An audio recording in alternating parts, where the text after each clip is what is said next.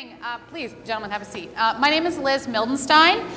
Full disclosure, I don't work for NAVC. I don't work on a carrier. I am probably the least knowledgeable human in this room about what all of you do. I say that because it's an honor to be amongst all of you. I heard the Admiral say earlier, you are enabling the most strategic platforms in the world, so it's very humbling to sit amongst you. And I'm grateful to be here again. So all of that to say is my job is the moderator today on this panel. I get to ask some questions, but certainly I'm hoping the majority of the questions will come from you all. And with that, I'm going to go ahead and get started. So I want to frame our conversation a little bit about today. Someone screamed out earlier in the audience that change starts with leadership. And so we are lucky today to have a number of leaders on the stage, both government and industry, retired military, who I'm hopeful will capture some of their lessons learned and how they change the culture of knowledge management in their own programs. And so that's really what we're going to focus on today, but I would encourage you to ask any questions that come to mind as we hear from them. So with that, I'm going to introduce the folks to my left, to your right. I have Rear Admiral retired Mark Hugel, a Senior Vice President with CACI and also a member of the Portsmouth City Council. You can clap, that's right. Mr. Doug Vaughters is the Director of Aircraft Carrier Design and Systems Engineering within NAVC, specifically within the Naval Systems Engineering Directorate, CO5. Mr. Wes Anderson is the Vice President of Microsoft Defense. And Mr. Steve Swilley, Vice President and Deputy Chief Nuclear Officer of Nuclear Research and Development at Electric Power Research Institute, EPRI. So who was here last year? We met last year if you were here. Oh, really? That's who was at this conference last year? Oh, okay. All right. Awesome. So we're going to actually do an icebreaker. I was going to tell everyone we're going to do something similar to last year. I think it's really important to kind of break down the imaginary wall that sometimes a stage creates, right? These folks have volunteered and been asked to come up because they have great things to share, but they also want to hear from you. So I want to make sure that everyone's comfortable in doing that. So we're going to embarrass each of them to really get that comfort level going with some fun icebreaker questions. I'm kidding. It's not that. I'd like to think these weren't that embarrassing. Okay, so they've each... I didn't see any wall. So they've each picked a very random number out of a very random Marriott cup here behind me, and those go with a question on my big list. So I'm going to ask Rear Admiral, if you don't mind, you want to go and get started, if your mic works. Nope.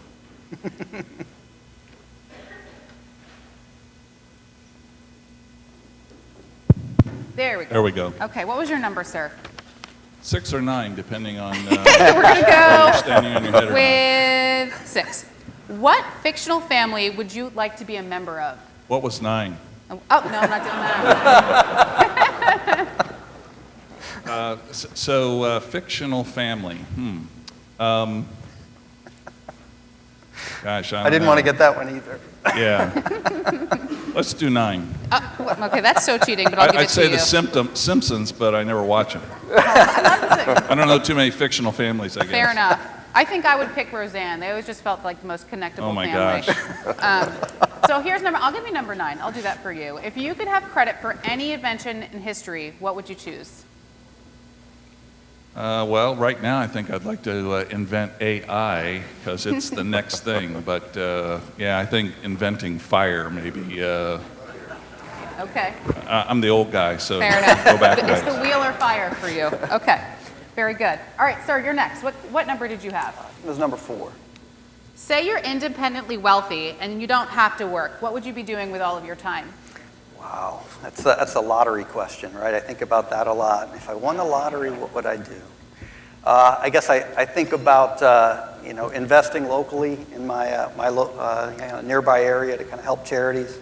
But then after I was able to step away from work after a year or so, I think I would want to go see the U.S. and travel. Okay. And then bum rush my family to get to see my grandkids if I ever get some. What's the first state you're going to hit on your cross-country tour? Oh, if I had my way, it would be Colorado to go skiing.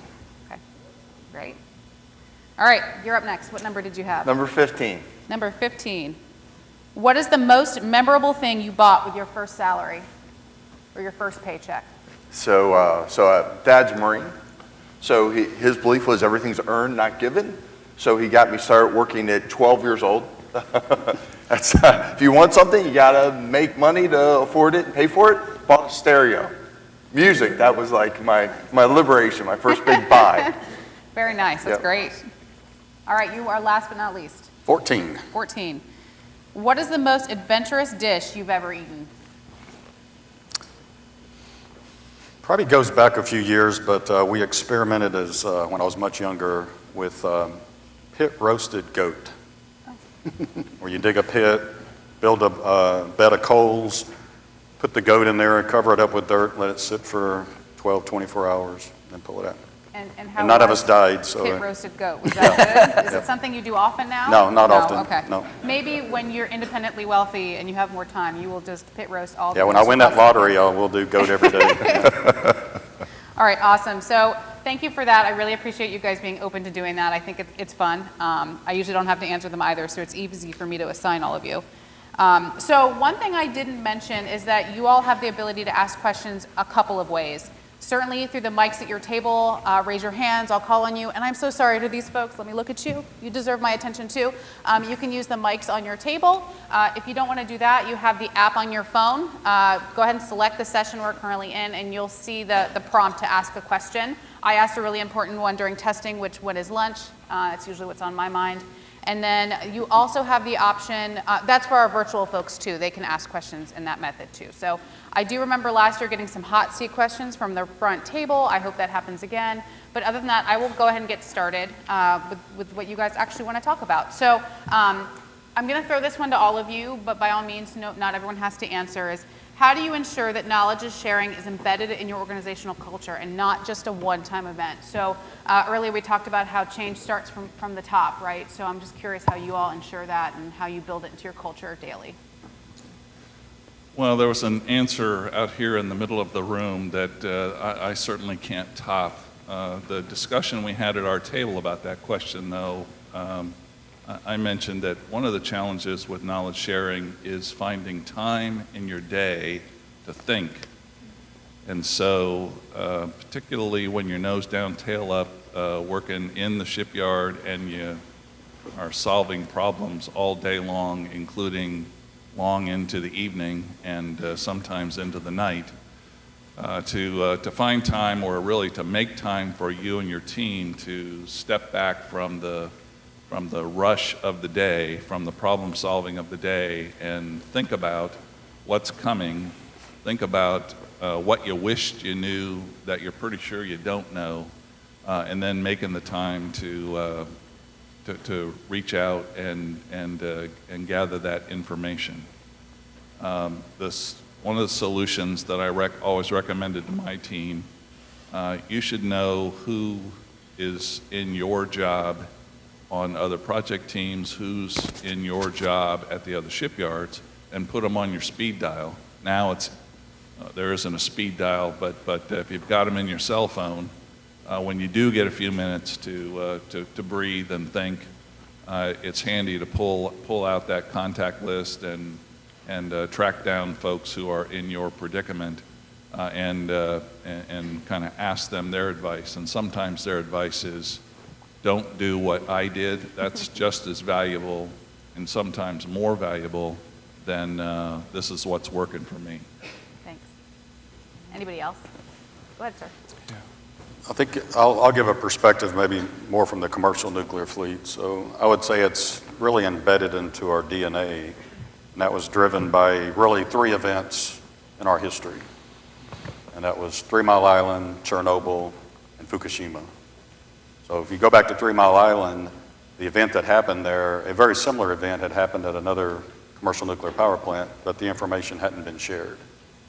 Had that information been shared, then that accident could have been avoided. So I always think whenever you talk about culture, it helps for people to understand the why, not the how. So when I look at our DNA, it's just embedded into us that we have to share information and knowledge. There's approximately 440 commercial reactors around the world, and we're only as good as the weakest one. So we have to work together to keep our performance strong.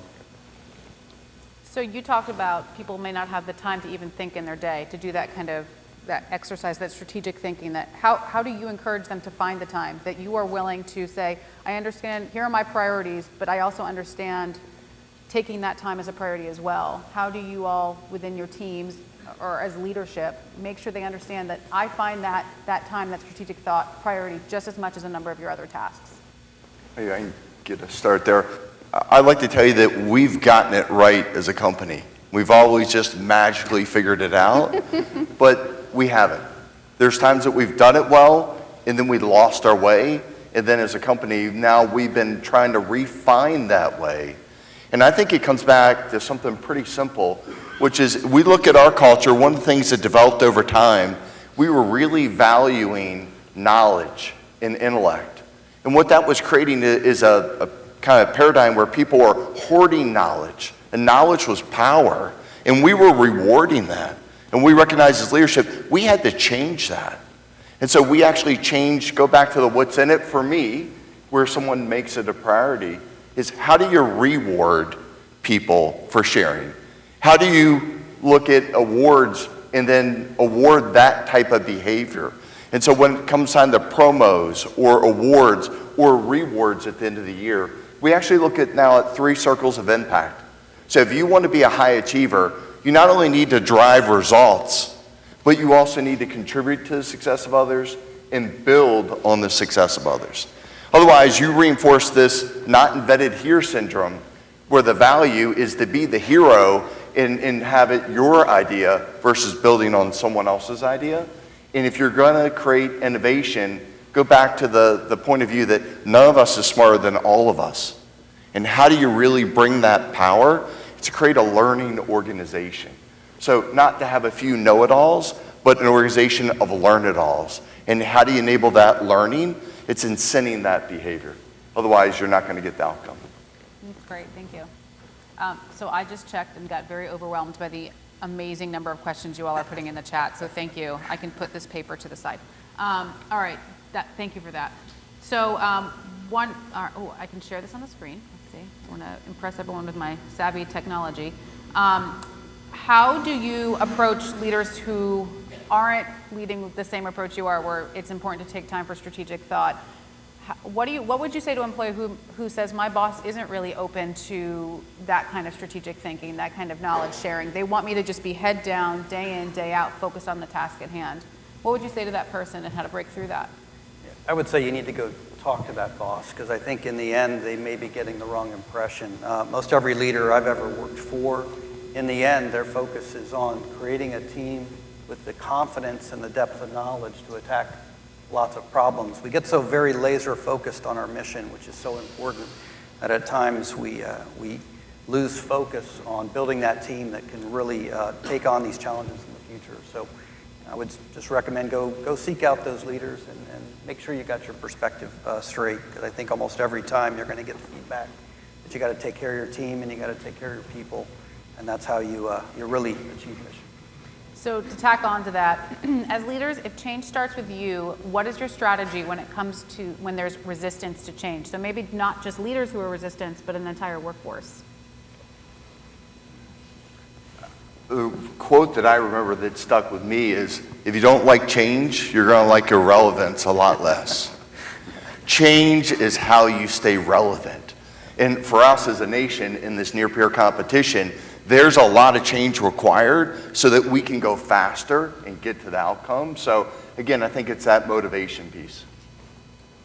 I think, so one of you said understanding why is kind of an important starting place. So in my opinion, you got to know what you're changing from and understand why what you're changing from isn't as good as what you're changing to. I don't know that we spend enough time with our workforce, with our leaders in particular, in ensuring that they understand why we ask them to do the things that we ask them to do. I mean, I'm a process guy. There's a reason for the things that we have built into our processes, but quite often, and particularly I think today with the the velocity of promotions that are occurring in the workforce, particularly in our leadership workforce, we don't necessarily spend enough time with first-line supervisors to help them understand why we ask them to do what they're doing. And before they figure it out, they're now second-line supervisors. They're your zone managers. And then they're your APSs. And then suddenly you're a deputy project soup or a project superintendent, and you kind of skip through the learning steps to really understand the whys behind the processes. But it's really fundamentally important that you understand those whys, because when you're asking somebody to change from doing something one way to doing something another way, the workforce, the leadership workforce of today tends to ask why. That's great. And Mr. Swilley, you had something. I was just going to say, you know, with our organization, we have 5 individual business units, and some of it helps with just defining the strategy, the mission, and then incentives. So what are your financial incentives for your employees? If you set up a structure where each business unit is competing against each other, then you can create that situation where they don't want to share. For our company, we have one common set of incentives, so we all succeed or fail together. So we're encouraged to, you know, assist the other business units. So, here's what I wanted to, let's see, oh, back to this button. So one of the questions talked about, let's see, where is it? How do you approach innovation in ensuring everyone, military, government, and the public or industry, has access to the resources they need? And what I'll tack, you know, to support effective knowledge management. And I would tack on, and maybe Mr. Swilley, this is probably a good one for you or any of you, if you're dealing with a lot of maybe CUI or sensitive information, knowledge sharing is great, but we certainly still have a responsibility when it comes to OPSEC and security. So how do we create a platform that allows for the free flow of thought, ideas, lessons learned, while, you know, with our industry partners, amongst the government and military, while also being sensitive to those types of things? Yeah, I think you just have to establish the right guardrails and processes. So in our business, yeah, there's customer-specific information, there's business-sensitive information, there's intellectual property. We also have to deal with Part 810 and export control because we're a global organization. So I think it's a matter of training and understanding, reinforcing the training and understanding, and then having business processes that help protect that information, the access, who has access to what, when, and where. Do I have any questions from the audience? Anybody? There's a lot in the app, so maybe that's what you guys are all using, and it's great. I like this one a lot. How do you combat burnout within a team? I guess I always talk to my team, and I try to, you know, use myself as a model. I try to set family first, and as I said, often this mission can be all-consuming. But you look at your own family, and you make sure that you try to make that a priority. And you look at the rest of the team in the room here, and when you see someone is putting in 120, 140%, and it's starting to impact their ability, you got to look at them as a member of your family and help them prioritize their own health and focus on that aspect. But really, family first. I think as a leader, you have to have fun. And you have to set that tone on your team. I mean, leading is a tough job, and we're in a tough business. And so, you know, figuring out how to inject fun into the day, fun into getting to know each other, and doing things outside of work, not just with your shipyard team, but you know, collaboratively with the crew and you know, anybody that's a stakeholder in what you're trying to do. It's pretty easy as a leader to not emulate having fun, and nobody's going to want your job if they look at you and see somebody who's worn out and beaten down. So you probably worked for a leader like that somewhere along the way and probably said to yourself, why would I want that guy's job? So it's, I think, incumbent on all of us to try to inject fun into the workday.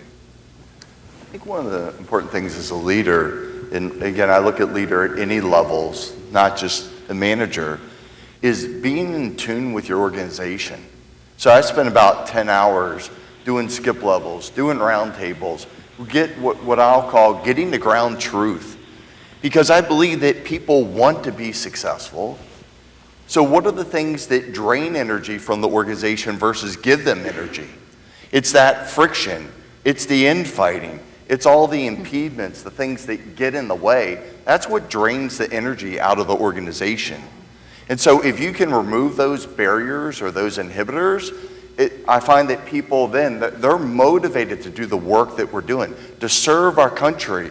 This near peer competition, looking at the adversaries, that rallies them. It's the things that are getting in the way that are just sucking the energy out of the organization. If you can remove that, that takes a lot of burnout out as well. That's great. Just one quick add. We instituted something this year. I don't know if it's going to be successful. Maybe I'll come back next year and report out on it. But we went to basically an unlimited vacation policy. So we're still navigating that, but And that's the idea that you don't have paid time off hours that you accrue. It is more of, it's whatever unlimited. time you need to take off, you Right. take off. I've heard of a number of companies starting to do that. Do we think the government's going to do that? Civilians, do we think that's happening? Just a thought, just an idea. We are recruiting if anybody's interested. So. No comment there, but I've seen that as well down at Patuxent River. We're seeing a lot of even the small businesses and mid-sized businesses starting to do that as well. We've done it as well. Yep. I still don't understand how it works, but I'm intrigued. Okay, so how do you adapt an organization to maintain knowledge and development leaders in a high turnover environment / culture? So this kind of goes along too earlier. One of the leaders was talking about all the changes that we face daily: workforce, supplier base, complexity, new classes of ship, decommissioning, new digital tools. So all of those changes happening in mind, plus the idea of high turnover. You know, as a leader, you embed a culture, you work really hard to do that, but then you lose half your workforce over a few years, you have to redo it again, or maybe you leave. And how do you maintain that culture going forward with a high turnover? Mentoring. So mentoring is really a mandatory thing for a good leader. If you want to have a relief, if you want to be able to hand your job over to somebody at some point in time so that you can go do the next thing, you better have invested in mentoring, in giving the people that you're bringing up behind you the opportunity to step into some of those challenges and test themselves so that you can reinforce with them that they're up to the challenge. Kind of coming back to the vacation question, one of the things that I tried to do as a leader was always not only nominate someone who worked for me to step into my job as the acting, but make it crystal clear, I'm going on vacation, so you're not acting, you're the man, you're the person. You're in this job now, and it's up to you to carry the load while I'm gone. That means investing ahead of time to make sure that they understand what the team's expectations are, what your expectations are, and helping them understand what it is that they're stepping into. But really important for that person to have the opportunity to not be mothered while they're in the role, but really turn it over to them and give them the challenge. The other benefit to that is gives you the chance to give that opportunity to several folks, so that when it comes time for someone to ask you, so who do you think's ready to step up into your job, you haven't kind of predispositioned who that person's going to be. You've given run time to several and have seen each of them kind of performing in the job so that you can make a good recommendation on really who's ready because you've seen them do it. I guess one aspect for me is with the attrition, you do get new faces. and with new faces, new ideas, and listening deeply to your employees in general, specifically the ones that are kind of coming to you new. Those new perspectives can quite often point out areas where we have roadblocks within our own groups, right? And within your control where you can, actively listening to that feedback and taking action where you can. And then, as we've seen with some of the NSS shipyards that have, efforts that have kicked off, if you can't fix it at your level, then raise it up a little bit. I've been amazed with the NSS Shipyard Engineering Intervention Board. We stumbled across some things that were just mind-blowing, that were tying the hands of the workforce on the deck plates. And literally, if we'd have understood they were there, we could have taken care of them previous. But keep them coming. I look at that, and I just feel proud that we were able to finally get that barrier out of your way. And I see that as a huge part of my job. With success there, maybe reduce the attrition rate. Mr. Vaughters, what has been the most beneficial improvement for carrier availabilities in the past 5 years for ship's force, for the shipyard? Wow. I think maybe it's just from my perspective, but we have been struggling with the NSS shipyard effort for multiple years, and I now finally feel like it's getting traction in some areas. And I hope the rest of the workforce feels that way as well. I feel like we're able to start to remove some barriers that are out there, as I said. Planning pillar, engineering pillar are the ones that I'm probably most attuned to, but even on the material side, challenges that have been in our face for decades that we have not dealt with are now finally getting taken care of. So that for me, I think, is the one I'd point to. Okay. You guys have mentioned barriers a few times. How do you break down barriers across your organization, both within your organization and the coordination with external organizations or industry partners? I think it goes back to mentoring is one. I mean, I'll do an internal, external look. So internally, we have a formal mentoring program and an informal mentoring program. Our formal mentoring program, we try to intentionally assign a mentor to a mentee from a different business unit to kind of break down some of those barriers. I think externally, collaboration is a key. You need to create the forums where you get the people, all the stakeholders at the table talking about the issues, even though each one may have a different perspective. What are the common challenges that we're trying to go solve? I think it is getting everyone at the table. I think it's having the communication. And sometimes it's getting past the words to the intent. What is the intent of what you're trying to accomplish and why? I think if you understand that perspective across the board, usually you can get to a mutually agreeable outcome, usually even a better outcome. But it starts with all being at the table and getting that conversation started. I think also it's just, as you said, getting face to face, maybe getting down on the deck plate to see the issues that are at hand, industry and the government team that's there. That has normally been the jumping off point where people's eyes open up and we really get fast moving. Okay, you're the only current civil servant on the stage, so I'm going to throw this one to you, but it's a toughie, okay? Okay. How can we, the government, shipyard, et cetera, compete with private sector with personnel, i.e. hiring capable people but limited government salaries? How can we compete? It is a challenge. I think I get feedback from Newport News as well as each of the shipyard Changs that we're all struggling. I wouldn't say at this point that working for like a private industry like Newport News Shipbuilding is incredibly larger financial benefits there. We're all kind of on a similar playing field. I think the challenge that we have is the stress of this job and getting it to where we can be as efficient as we can be and lower that stress level. So 20 years ago, I was accused of poaching Newport News shipbuilding folks to come work at Norfolk Naval Shipyard. Why were they leaving Newport News to come to Norfolk? It wasn't because there wasn't work at Newport News. To some extent, and I talked to folks on the waterfront after they had made the change, to some extent, they were quitting the leadership that they weren't enamored with at Newport News at the time. To some extent, they were looking for job security.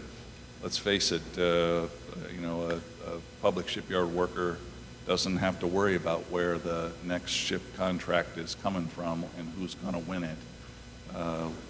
Particularly in the aircraft carrier business, you all and I will all be deceased, and the aircraft carriers that are rolling off the assembly line today will just be hitting stride. So we in the aircraft carrier business have job security. And so whether that's at Newbern News Building or at the two public yards that overhaul, there's job security. And it was something that I didn't really appreciate while I was in uniform, and then got onto the industry side and very quickly came to appreciate the effort that industry has to put in to win a contract. And so there are certain benefits to being a civil servant that are different, and so selling that message to this generation, I think is a challenge, but I think they get it if you couch it in those terms. Thank you. And you can keep your mic up because the next question's for you. Okay. Admiral Hugel, the city of Portsmouth has gone through numerous challenges with... I was covering my mic, I'm so sorry. How will you use what you've learned from the years served in the military to help bring about the change citizens desire? So, you're wearing your council hat now. Yeah, so interesting that I can't get away from city council discussions. But anyway, so it turns out that having Shipyard Command was actually good preparation for making the decision to run for city council. So when you assume Shipyard Command, you suddenly become the head guy with something like 13 department heads. You have a nuclear shipyard and a non-nuclear shipyard. You have the back shop shipyard and you have the waterfront shipyard. You have the blue-collar shipyard, you have the white-collar shipyard. So there are many shipyards operating inside that fence, and as you can imagine, and you all have all seen it, each of those shipyards kind of comes to work every day with their own thoughts on what needs to get done to make our shipyard run better. So if you come to work in the back shop, you probably are thinking, gosh, if those guys on the waterfront just gave me some decent heads up and a decent budget to get their work done for them, I could get it done and give it back to them, and they'd be happy. And you can think of lots of examples like that.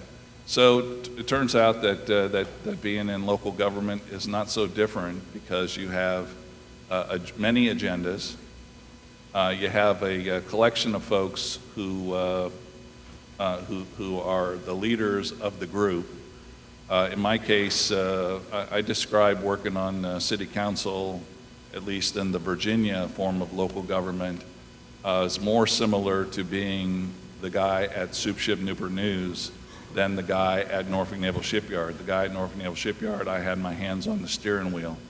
The guy at Soup Ship Newport News, I sat in the back seat and offered directions to Newport News Shipbuilding, who had their hands on the steering wheel. Not so different from city council. So I think both of those opportunities were kind of good ground setting to set the stage for my third career as a city council person. And it helped to have experience pushing a rope in the shipyard, because you're doing a lot of rope pushing in local government. Fair enough. Okay, Wes, this could be a good thing, this could be a bad thing. All right. Are you responsible for flank speed? I've got a video. I'd like to share. I appreciate the question. So we play a great role in flank speed, and I think one of the things that we all experienced that we didn't expect was a pandemic. And how do you conduct remote work without these tools? And one of the things that we did is we moved to the common virtual remote environment, which was great, but then was how do we in a lasting way, move you into that environment where you can do work securely going forward? That's flank speed for the Navy. Thanks. I did make a note, and I meant to ask you all to kind of keep this in mind as we talked about knowledge sharing, and you've got leaders on here who are responsible in their organizations for implementing new tools or being those culture changers. Is there a tool that you are uncomfortable with using currently? Like are you still uncomfortable using flank speed? You know, it's relatively new, right, in the world of tools. What's keeping you from adopting? Is it trouble with access with your contractors, with your industry partners? Like, what's that kind of barrier that's keeping you from taking hold of it? Or have we oversaturated the knowledge management infrastructure? Or is it oversaturation, or just learning what the tailored tools are? So I ask you all to keep that in mind as well as we chat. Okay, so you talked about COVID and how that brought flank speed much faster. We all had to change our priorities at that point rather quickly. We had to bend, we had to mold, remain agile. How do you keep the organization aligned with quickly shifting priorities? Your organization, I should say. Communicate, communicate, communicate. I mean, the only way that folks know what's going on is if you tell them. In a lot of cases, and thinking back to shipyard days, the shipyard front office knew a lot about what was getting ready to happen, and if we didn't do a good job of getting that message to the lowest levels in the shipyard, that then it's hard to get people aligned and working together to fix the problems that you're trying to fix. So it's impossible to over-communicate, and you just got to find every way possible to get the word out. I would add, communication is important, but I think transparency along with that communication, and then building trust over time so that when you do communicate, you are transparent and they do trust. I think that you have to bring clarity. When everything's important, nothing's important. So what is important? Otherwise, I think people become numb because you're just adding more and more things. So what do you need people to start doing? What do you ask them to stop doing? And what are you asking them to continue to do? And when it comes down to priorities, again, generally it's about 3 top priorities. Maybe it's a few more, but you gotta create that clarity so that people understand this is what's really important in the land of so many things being important. Yeah, with the landing of flank speed, I would say I can get overwhelmed with all of the different methods of communication now. And I see in the workforce they're trying to pivot away from email and into the collaboration tools that have been brought to us. Where that's taken hold, you can see these little communities of practice propping up. Little mini Care Team 1 like things all over the place that are connecting people. So I'm just really encouraged that at the light at the end of the tunnel as we go through this transition, that'll really be a springboard for the team to create that team environment that goes beyond your direct group that you see every day and really get that knowledge flowing. Yeah, I think the point that was made about priorities, so I'm a guy of 3. So if I have to start thinking about more than about 3 things, then I'm probably going to get lost and distracted in my day. And I bet you're probably like that too. So one of the things that I was looking at in the pamphlet, and this isn't meant as criticism, but the leadership expectations. So there's 8 of them. Okay, that's about 5 too many for my brain. And then every one of those has like 10 sub-bullets, and my head was exploding as I was going through that. So if you want folks to understand what you're trying to do, you got to keep it simple, make sure everybody agrees on what's the most important. Kind of coming back to 13 department heads with different agendas. At the end of the day, if you ask those 13 people with their agendas, what do you think the most important thing is to fix in our shipyard? You're probably going to be able to boil the list down pretty quickly to what those top 3 to 5 things are. And so that gives you the starting place to prioritize where you're going to spend your effort and what the message is that you're trying to communicate through the organization. Thanks. Can I please have a time check? And then I see you right there, sir. Kelly, am I okay on time? No. Oh. Maybe like one more question? I'm going to take one more question. And the gentleman with his hand up, I'd lost you. Short question. There you are, sir. I'd like the panel to address flattened communication. You know, the Navy's a hierarchical organization. The Admiral talked about methods of communication, pushing everything down to the lowest level, but sometimes the hierarchy gets in the way of making sure it gets to everybody all the time. So what are the uses of flattened communication? When is it appropriate? When is it not? If the panel could address what their experiences is with that, please. Yeah, so I don't know how you flatten communication in the structure that we have created for ourselves. It's a tough challenge. And so, as I said, because communication is difficult in a hierarchical arrangement, because communication is difficult when you have several different activities that are participating in the team effort, you have to find every possible way to communicate and take advantage of it, because no matter how many ways I have looked at communicating, as I walk around, I find folks that still haven't gotten the message, and I'm sure you all have run into the same problem. So it's a tough challenge to flatten communication because we are a hierarchical organization, and it's easy to kind of hunker down in our stovepipes. I think leadership sets the tone. It's about empowerment, and you've got to create that safety. What keeps people from taking action? It's the risk, right? If they don't feel safe in taking that risk, they're not going to do it. So the leaders got to empower the organization and realize people are going to make mistakes, but the time they're making the best decision that they can.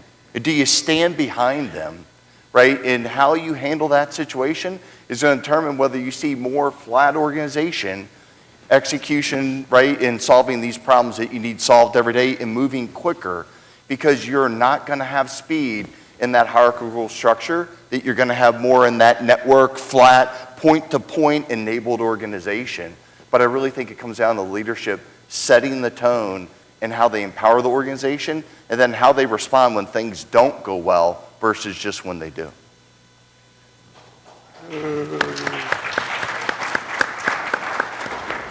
So we are at time. First of all, thank you all for making my job incredibly easy. You provided all the questions, and that was quite simple. So thank you. I really do appreciate it. I hope that continues over the next few days throughout all of the panels. Thank you all for being here. I had the opportunity to meet with them a couple of weeks ago to talk about this, but we haven't had a whole lot of opportunity, so thanks for putting some trust in me to do this today. I really appreciate it, and look forward to working with you guys and chatting with you in the future. So I'm done. Littleton, I think you're going to come up and talk now. I'm done. I'm good. When you're good, I'm good. So thank you all. Thanks for all you do. Thank you all. Thank you. I really appreciate it. Thank you. Thank you.